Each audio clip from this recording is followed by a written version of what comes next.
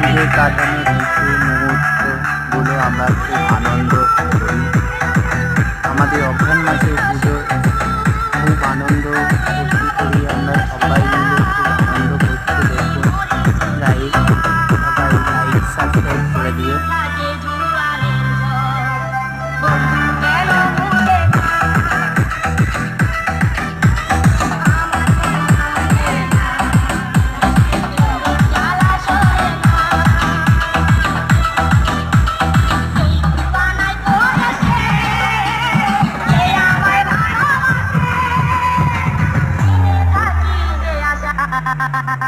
গাছে যে